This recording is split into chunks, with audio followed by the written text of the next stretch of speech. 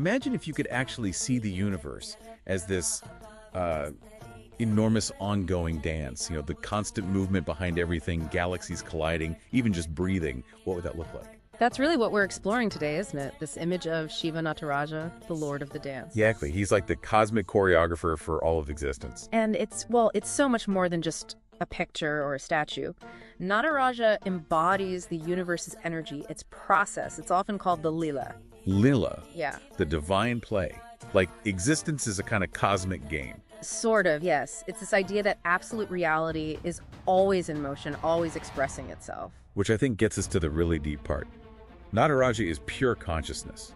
He makes Brahman that totally abstract, absolute reality visible, tangible somehow. Precisely. If Brahman is, say, the electricity, Nataraja's dance is how that power moves, how it manifests. It shows us the flow. Okay, so to get that flow, we need to break down the pose, the symbols. It's like looking at the universe's blueprint.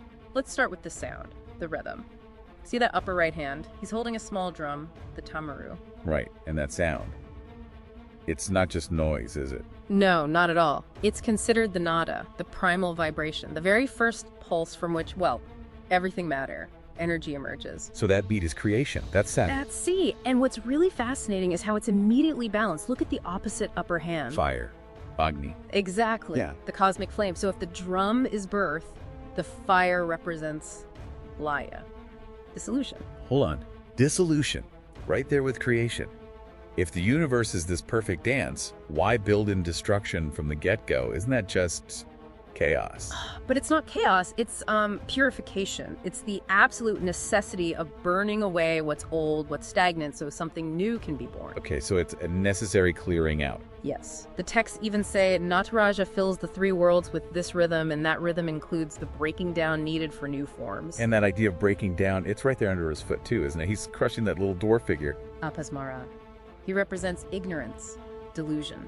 So you have to crush ignorance, the thing holding you back, to actually stand in truth, to move forward. Right. And that moves us from the static symbols to the actual motion.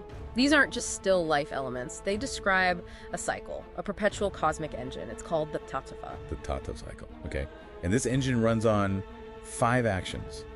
The Panchakriya? The Panchakriya, the 5 actions of the divine. They're the blueprint for all change, really. All right, let's unpack those 5. What are they? Well, we've touched on 3 already. Siya, that's creation. Then Sati, which is preservation, keeping things going. And Sahara, which is dissolution, the breaking down. Creation, preservation, dissolution. Got it. What are the other 2? They're a bit more subtle. There's Tirotthana, which means concealment or illusion, the veiling of reality. And finally, Anugraha. That's grace or liberation, revealing the truth. So creation, preservation, dissolution, concealment, and grace. Wow, that's like cosmic recycling on a massive scale. It really is. Think about stars, right? They're born sailless. They shine for billions of years, CD. Then they supernova Sahara.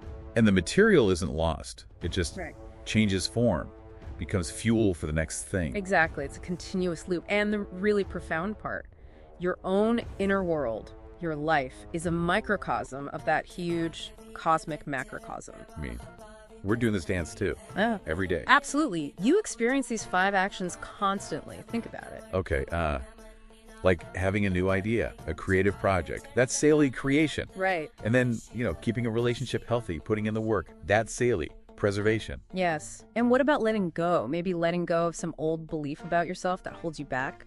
Like realizing I'm not actually bad at this. Letting go of that fear that feels like breaking down an illusion. That's the fire of Lavara or Sahara burning away the Tirotthana, the concealment, the limiting belief. It's a necessary release. So failure or things ending, it's not necessarily bad. It completely reframes it. It's not a personal failing.